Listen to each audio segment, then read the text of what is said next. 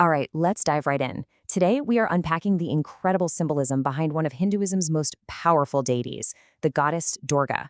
We're going to get into what it all means, from her 10 arms to the amazing arsenal of weapons she carries. I bet you've heard someone say something like this, right? It's a super common phrase, almost a cultural inside joke for anyone who's juggling a million things at once.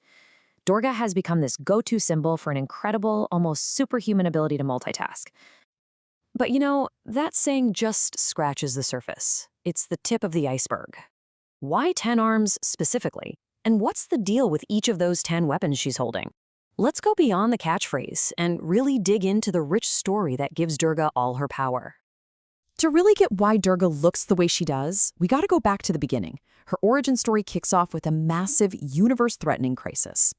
So the problem was this hugely powerful demon named Mahishasura. And here's the kicker. He had a special blessing that made him basically invincible. No man or god could take him down. The good guys were completely stuck. The entire universe was on the brink. Since they couldn't beat him individually, the gods came up with this pretty radical plan. They decided to pool all of their divine energies, their Shakti, into one. And from this incredible concentration of power, a new being was born. A supreme, unbeatable feminine force created specifically to defeat the undefeatable. And that was Durga. And that brings us right back to her 10 arms. They're not just for doing a bunch of things at once. Symbolically, they represent her complete and total power. She offers protection from all 10 directions of the universe. That's north, south, east, west, the four corners, plus the sky above and the earth below. She's got all angles covered, literally. It signifies her absolute power to keep the cosmos in balance. Okay, so if her arms are about total protection, what about the things she's holding in them? This is where the story gets even cooler. Every single weapon is a gift from one of the gods, and each one is packed with its own deep meaning. Just look at this. You can really see how she's the literal embodiment of all the gods' powers combined. Shiva gives her his trident, which represents control over the 3 states of being, goodness, passion, and darkness.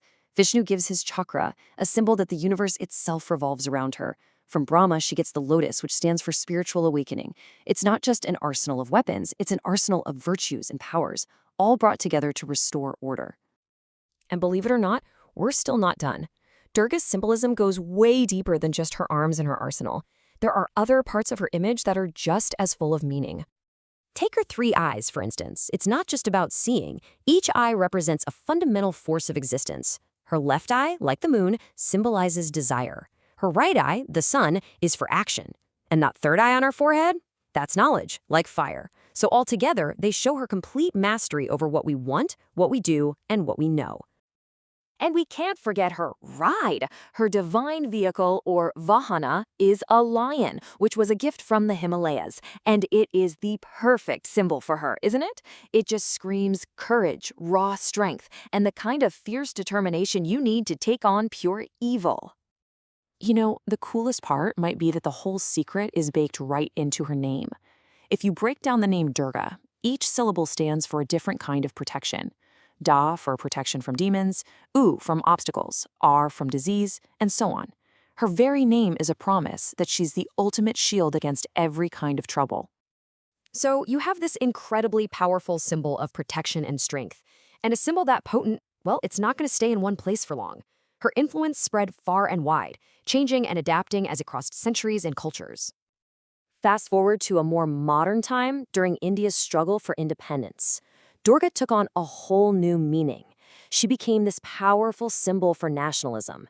The whole idea of Bharat Mata, or Mother India, protecting her children from oppression, that comes directly from the image of Durga. She was even the inspiration for the national song Vande Mataram. And her reach is just, wow, it's truly global. You can find echoes of a similar lion-riding goddess way back in ancient Sumerian and Kushan cultures. Then around 700 CE, she pops up in Japan as an 18-armed deity. Her worship spread through Cambodia and Indonesia, where you can still see these magnificent statues of her today. It's an amazing journey of an idea that resonated across so much of Asia.